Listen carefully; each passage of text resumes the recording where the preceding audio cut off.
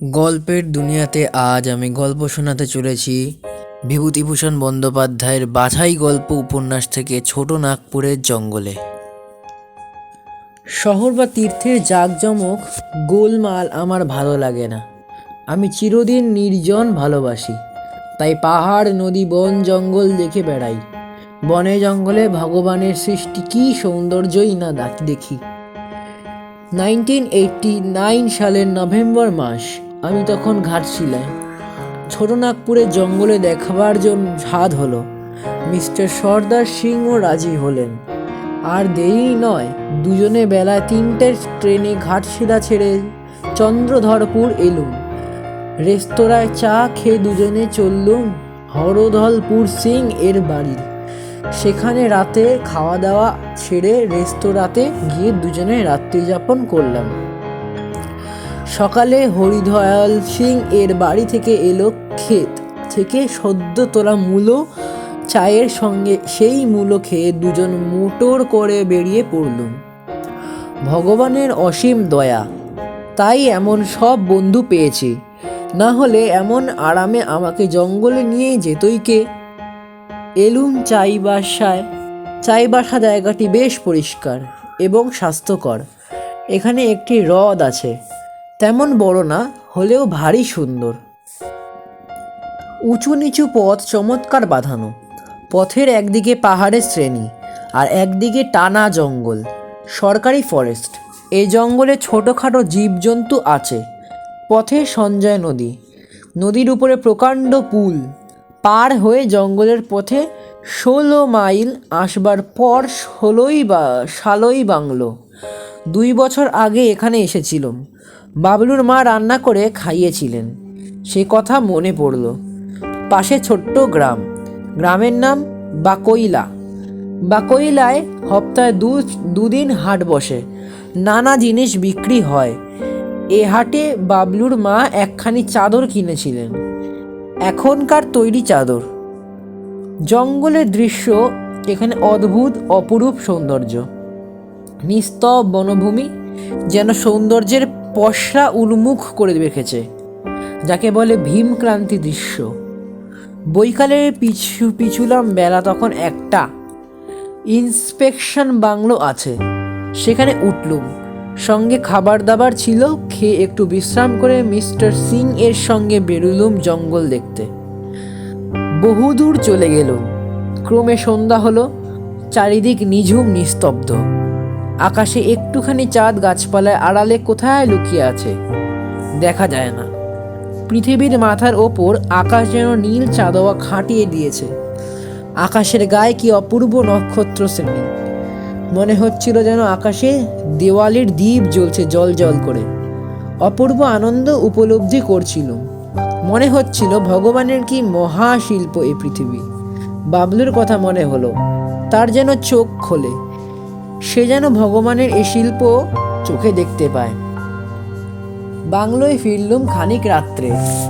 পরের দিন সকাল 8টায় আবার বেরুলুম। জঙ্গলের পথে দুবার কি ঘন জঙ্গল, আর গাছে গাছে কত রকমের লতা পাতা। গাছপালার আড়ালে ওদিকটা যেন লুকিয়ে আছে। পথ চলা পথিক পথে যেতে যেতে জঙ্গলের সব ঐশ্বর্য দেখে যাবে, সে উপায় নেই। সে ঐশ্বর্য পুরোপুরি দেখতে হলে পথ ছেড়ে জঙ্গলে ঢুকতে হবে। কত রকমের ফুল, দেবকাঞ্চন ফুল ফুটে আছে, পিন্টুনিয়া ফুটে আছে। নভেম্বর মাস, জায়গায় আশ্চর্য রকম ঠান্ডা। করম, কিবলা, শাল, পিয়াশাল প্রভৃতি গাছগাছড়া, বুনো কলা আর বুনো বাঁশ গাছ প্রচুর। দেখতে দেখতে কুড়ো নদীর ধারে এসে বসল। এখন থেকে 7 মাইল দূর একটা স্টেশন। খানিকক্ষণ বসবার পর মোটর চড়ে খাজুরিয়া হয়ে একটা গ্রামে এলো। গ্রামে হোদের বাস। সকলেই খ্রিস্টান। মেয়েদের মাথায় লাল ফিতে বাঁধা। সকলেই কাজকর্ম করছে। এখানে এক পাদ্রী আছেন, তার নাম ধনকুমার হো। তার সঙ্গে খানিক আলাপ করে বাংলোয় ফিরলুম। বেলা তখন 1টা। স্নানাহার সেরে শুয়ে পড়লুম। শোয়া মাত্রই নিদ্রা। ঘুম ভাঙলে উঠে দেখি বেলা পড়ে এসেছে। বারান্দায় বেরিয়ে এলুম। বারান্দায় সামান্য রোদ পড়েছে। সামনে পাহাড়ের শ্রেণী, সেসব পাহাড়ের গায়ে রাঙা রোদ। বসে বই পড়তে লাগলো। রেজার্স এজ পড়তে পড়তে সন্ধ্যায় অন্ধকার ঘনিয়ে চারিদিক বেশ ঠান্ডা হয়ে এলো। তখন ঘরে এলুম। ঘরে আগুন জ্বালা হয়েছে। আগুনের পাশে বসে আবার বই পড়া, প্রেমচাঁদের গল্পের বই। বই শেষ করে খাওয়া দাওয়া। তারপর অনেক রাত্রে ঘরের বাইরে বারান্দায় এসে দেখি বনের কি শোভা। আকাশে অসংখ্য তারা জ্বলজ্বল করছে। তারা ঝিকিমিকি আলোয় নিস্তব্ধ বনভূমি দেখাচ্ছে যেন স্বপ্ন দিয়ে ঘেরা, আর কোনো কথা নেই নয়। মন কেবলই বলে ভগবানের কি অপূর্ব সৃষ্টি। বিকেলে মিস্টার সিংকে এর সঙ্গে গোইলকেরা গ্রাম বেড়াতে বেরোলো। ঘুরে ঘুরে সব দেখে গ্রামের পিছনে একটা ডুংরির উপরে উঠে বসলো। সূর্য তখন অস্ত যাচ্ছে, কি চমৎকার দেখাচ্ছিল। এমনি সুন্দর জায়গা আর এমনি সুন্দর দৃশ্যের ছবি কত কল্পনা করেছি, কিন্তু কল্পনায় এই দৃশ্য কোনোদিনই করতে পারেনি। ভগবানের আজ সে ছবি চোখের সামনে ফুটিয়ে তুললেন। ডুংরিতে বসেই বাড়িতে চিঠি লিখলুম। আকাশে অগণ্য নক্ষত্র, শাল বনস্পতির মাথায় অনেক রাত্রেও জ্বলজ্বল করছে অগণতি তারা। সে শালবনে বসে ভগবানের সেই অপূর্ব বিশ্ব সৃষ্টি দেখে মনে মনে কেবলই বলতে লাগলুম, বাবলু বড় হয়ে যেন এ শিল্প দেখে দেখে উপভোগ করে। পরের দিন খাওয়া দাওয়া সেরে মোটরে চেপে পল্টু বাংলোয় উদ্দেশ্যে যাত্রা। পথে সরাসরি ফরেস্ট 2-3টে বাংলোয় দেখা যায়। কি ঘন জঙ্গল! ছোটনাগপুরে বহু জঙ্গল দেখেছি, কিন্তু গোইলকেরার মতো এমন ভীষণ জঙ্গল আর কোথাও দেখিনি। জঙ্গলে প্রচুর শাল গাছ। জঙ্গলে কুঠুরি আসে কাঠ কাটতে। বাঘের কবলে অনেকে মারা যায়। এখানকার 4 মাইল দূরে সান্দারার টানেল। শুনলাম 20-25 বছর আগে সেখানে এক প্রকাণ্ড বুনো হাতির সঙ্গে BN রেলওয়ের একখানা চলন্ত ট্রেনের সংঘর্ষ হয়। হাতিটাই জখম হয়ে শেষে মারা যায়। যেতে যেতে জঙ্গলের প্রান্তে কাঠ বোঝাই করা গরুর গাড়ি দেখল, সার চলছে। আরো কিছু এগিয়ে দেখি পথের ধারে 3টি ময়ূর বন থেকে বেরিয়ে পথে এসেছে। আমাদের চোখে চলন্ত মোটর দেখে তারা সরে গেল। এমন নির্ভয় পথে কোনো নদী পার হলুম। তারপর কোনোই পার হয়ে শালই বাংলায় পৌঁছালাম। খানিকটা বিশ্রাম করে চাটা খেয়ে সন্ধ্যা নাগাদ বেরোলুম। এক জায়গায় একটা নালার উপরে রেলওয়ে ব্রিজ, ছোট লাইন। কোনো মাইটিং ফর্ম আছে তাদের প্রাইভেট লাইনে দুজনে বসলুম। কি চমৎকার দৃশ্য!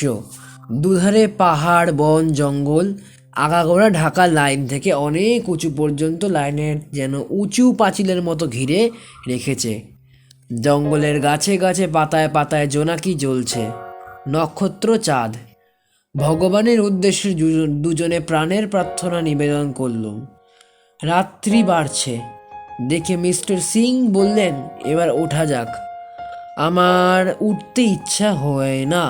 আমি বললুম, এইখানে পড়ে থাকা যাক সারা রাত। মিস্টার সিং বললেন, সর্বনাশ! ওই জঙ্গলে আছে কত বুনো হাতি, হায়না আর বাঘ, নরখাদক বাঘ। 3-4 দিন হলো মাইনিং কোম্পানির 3 জন কুলি এখানে কাজ করছিল। তাদের 3 জনই বাঘে নিয়ে গেছে। কদিন তাই কাজ বন্ধ গেছে। শুনে গা ছমছম করে উঠল। থাকতে ভরসা হলো না। নদীর ধারে দিয়ে চলে আসছিল। মিস্টার সিং দেখালেন নদী কিনারায় ভেজা বালিতে হাতির পায়ের দাগ, হায়নার পায়ের দাগ। মনটা খারাপ হয়ে গেল। এমন শোভা, এমন সৌন্দর্য, আর পিছনে মৃত্যু, একই করাল ছায়া। পরের দিন মোটরে চড়ে আবার যাত্রা। পথে এক জায়গায় দেখি উঁচু একটা স্তম্ভ। স্তম্ভের নিচে গাড়ি থামিয়ে নামা হলো। নেমে উপরে ওঠা। শৈলমালায় ঘেরা একটি টিলার ওপরে স্তম্ভ। উঠবার সিঁড়ি আছে বরাবর। মিস্টার সিং বললেন, আপনার জন্যই ওই টাওয়ারের উঠবার সিঁড়ি তৈরি করা রেখেছে। সিঁড়ি বয়ে দুজনে উপরে উঠলাম। উপর থেকে কত দূর পর্যন্ত দেখলাম বেশ উঁচু পাহাড়ের শ্রেণী। সিং বললেন, শশাঙ্কদরুর পাহাড় 3000 ফুট উঁচু। বসে বসে দেখে আর দেখছি, মনে হচ্ছে কোথায় থাকি আর কোথায় এসেছি আজ। কি সুন্দর জায়গা! সত্যি চোখে দেখছি না স্বপ্ন? ক্রমে চাঁদ উঠল, আকাশের পটে রাশি রাশি নক্ষত্র। ভয় হলো বিরাট তত্ত্বের রূপ দেখে। নিচে লৌহ প্রাচীরের মতো শৈলমালা, ঘন অরণ্য, মাথার ওপর অগণ্য সূর্যচন্দ্র গ্রহ তারা। বিশ্বরূপে বিরাটত্ব বেশ ভালো করেই উপলব্ধি করল। মনে মনে ভাবলুম, তোমার এই রূপ দেখার সুবিধা আর সৌভাগ্য বাবলু যেন পায় এ ভগবান। শেষ হলো আমাদের আজকের গল্প, ছোট নাগপুরের জঙ্গলে। গল্পটি ভালো লাগলে অবশ্যই লাইক, কমেন্ট ও সাবস্ক্রাইব করবেন।